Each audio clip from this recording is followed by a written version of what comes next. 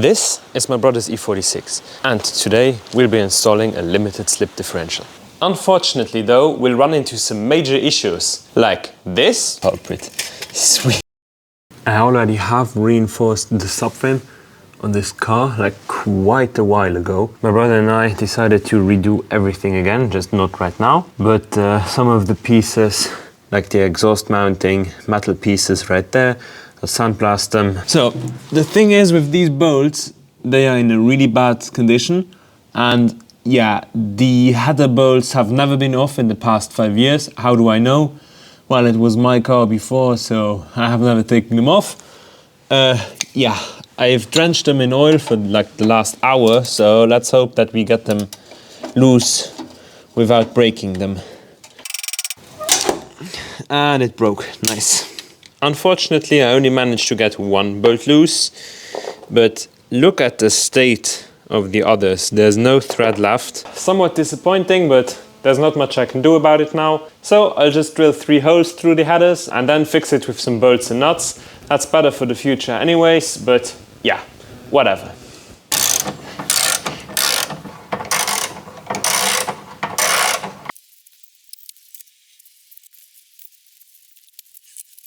Okay, so for the past few months I wondered why the car was getting louder. Yeah, I think we finally found the culprit. Sweet baby Jesus. That thing is like, ooh, that's crispy. Jesus Christ, that is crispy. Okay, we're not gonna only install an LSD. We need to replace the exhaust as well, because this is not okay. With the exhaust now out of the way, we have a lot more space to loosen the drive shaft flanges without stripping one, hopefully. This one is loose now, and the other one undid itself like without any force, so that's a good one.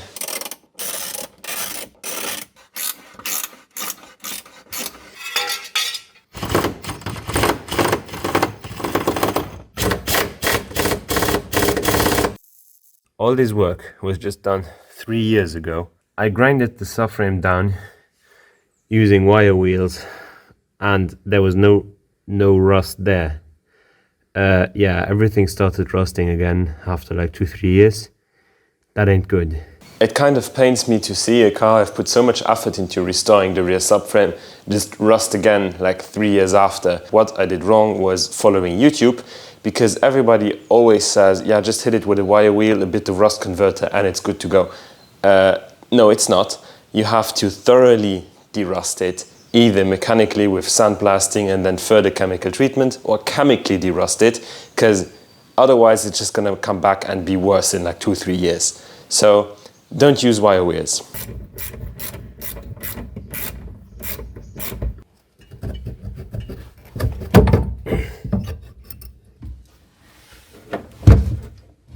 Ay, ay, ay. Oh.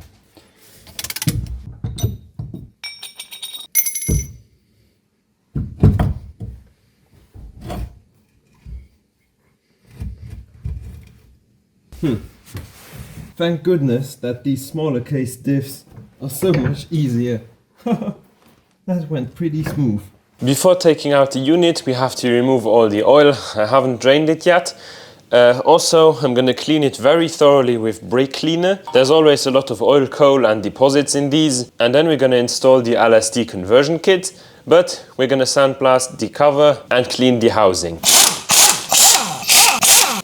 The oil will be incredibly grey and dark because I've put MOS2 additive in this diff already like 3 years back. And the cover is caked on pretty well, apparently. The diff oil stinks so bad, as always. Ah, come on. Of course I made a huge mess. Aww. First of all, I'm not a differential expert. Second of all, if you install one of these conversion sets, I'm going to link 2 other videos in the description. Follow these to the T, they are from the manufacturer, and if you don't stick to the instructions, yeah, your diff will explode. Also, this diff has always had a small clonk. And I don't know if it's an intelligent idea to continue with this diff, because it held up fine for the past 40-50,000 kilometers. Okay, I've just reconsulted with my brother and he said to just send it. I have also marked this side and this side, because in some of the tutorials you see they say that both sides are different. On this diff I'm not too certain, but I'd rather be safe than sorry.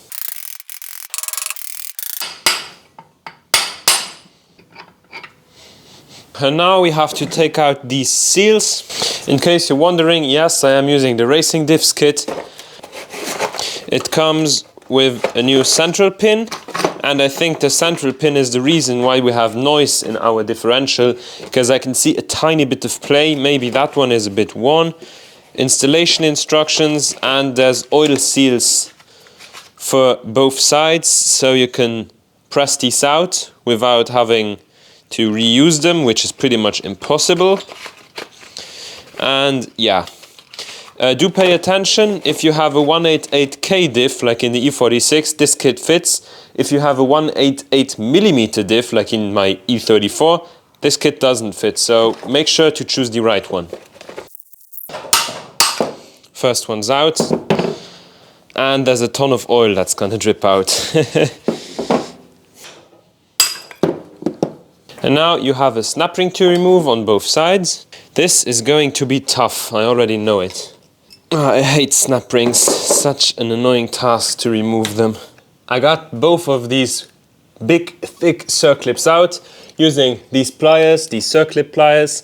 I also used 3 different screwdrivers and a hammer to pry the first one out. The second one was a lot easier because the whole differential unit moves to the inside because the other one is missing. Also, very important, the clips on both sides are, I believe, different. There's a 3.8 on the right side and a 3.54 on the left side. Yeah, pretty much impossible to measure these with my caliper, because my caliper is old and not really easy to read. But I think these are different side to side, so I'm gonna install them from the side they come out of. I'm not entirely sure, but I'd rather be safe than sorry. I just wiggled this and the carriers came out. In this example, they are a bit stuck. On this diff, the bearing races were incredibly stuck, so I used a hammer to drive them out. I was really careful, so I didn't damage them. I had to do the same for the installation, but I was really careful, so no issues. I removed the carrier unit, or the differential unit. Hardly visible, but I made sure to not touch the bearing race, because if you put scratches on there, it's gonna damage the bearing. So this is still nice and smooth.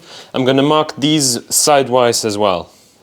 Now we can take the diff unit, put it in the vise, with it being protected by a towel. And now we can zap off all these bolts right here, because we need to remove the main ring first. So I've just let the air compressor recharge, and now we're gonna try again. Oh, way better. Great success.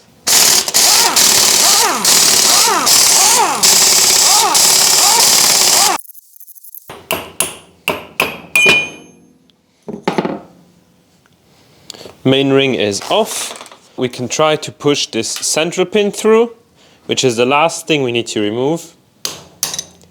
That was really easy. Yeah, this being a press fit, I think this was...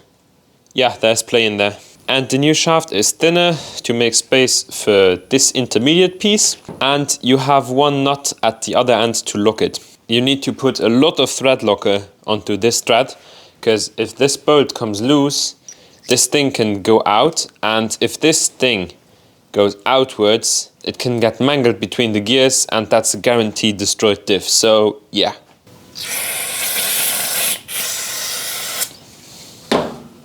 What I just did was spray a lot of brake clean in there in hopes of flushing all the oil out.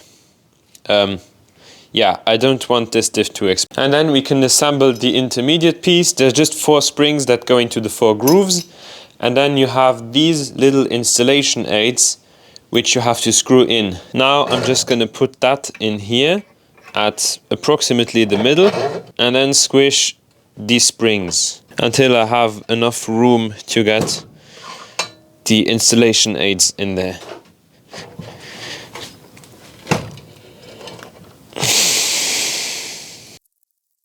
Let's just say that I have been very skeptical of the locking power, but the amount of force necessary to compress these springs is just enormous. The moment of truth, will it explode? Whew. That scared me, for whatever reason. Well, the bomb is now ready to be planted. Now we're gonna oil this thing up really well. I have put some LSD specific differential oil in here, and yeah, you have to oil up the clutch packs on both sides and then insert it and remove the installation aid. Do not install it dry, like under any circumstance, that will destroy everything. I'm gonna oil the gears beforehand. So that thing is now in there, and the clutch packs didn't move during installation. I'm feeling them with my finger. That's good, so this should be installed correctly. Now we're gonna take off the installation aid.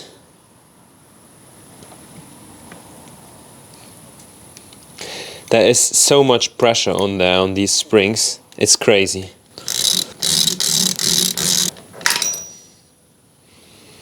There's so much pressure on there, they pretty much shear the threads every time. These pieces I'm going to put back into this bag if I ever need them again, like that. And now we have to install this pin the right way.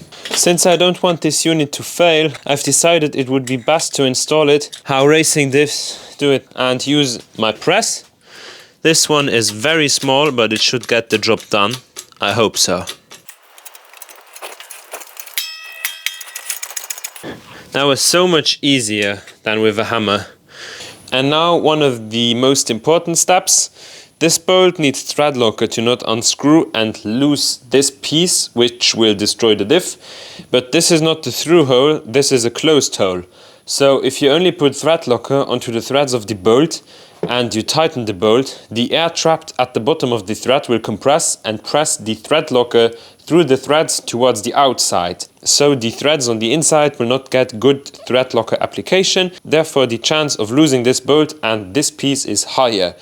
You do not want that, so you have to put the thread locker into the thread beforehand. I'm going to put a lot of thread locker in there. As you can see, thread locker is filled to the brim. And now I'm going to lube up this piece on the outside. And once this thing is all the way down, you're going to take your thread locker again, put a tiny bit more on the threads, and then screw it in. I'm just going to get this Allen key and tighten it as far as I think I can without snapping it. But obviously I cannot go very far since it's a very small bolt. We're going to do one last measure to make sure this thing doesn't go anywhere. This is not ideal, but it's going to work. You can take a center punch and do punches or little holes around the perimeter of the center pin, because this distorts the metal, pushing it towards the pin, locking it into place even further. This should now be one correctly installed LSD conversion kit. I hope I did everything right. If it blows up, I have a spare diff lying around, that's not an issue, but I'd rather not do the work again. Now we can reinstall the main gear. I've cleaned the holes of the gear and the threads of the bolts. I'm also gonna put thread locker on these. I'm gonna put my impact to first setting and tighten them. Everything is now torqued to spec, and we used Loctite on every single bolt. To paint these things, I use Hammerite Ultimate or Ultima black paint. Works really well, it's self-leveling and it looks amazing once it's dried. So yeah, I really like that. I've done it on my other e46 as well. Also the exhaust crossbars, the subframe crossbar and the diff cover. Everything looks really fresh. I used a toothpick to block the breather, and on the inside, yeah, I just blocked it off with some tape. All in all, I can say that this sandblasting cabinet, well, it really opened up a few doors to me, so I'm really grateful for it. I have already lubed up the main gear so everything moves nice and smooth. It's just a matter of installing it the correct way.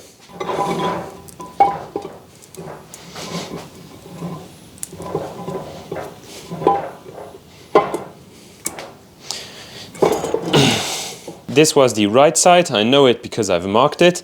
Now I'm going to lube up the bearing with the appropriate oil.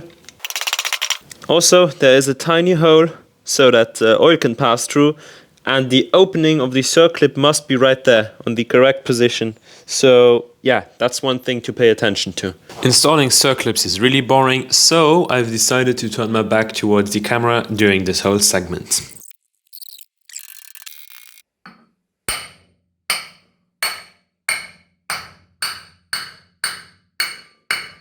I checked everything is installed. It's already impossible to rotate them against each other by hand. Well, that's normal. I'm gonna check the same situation once everything is reinstalled into the car and I can turn by the wheels.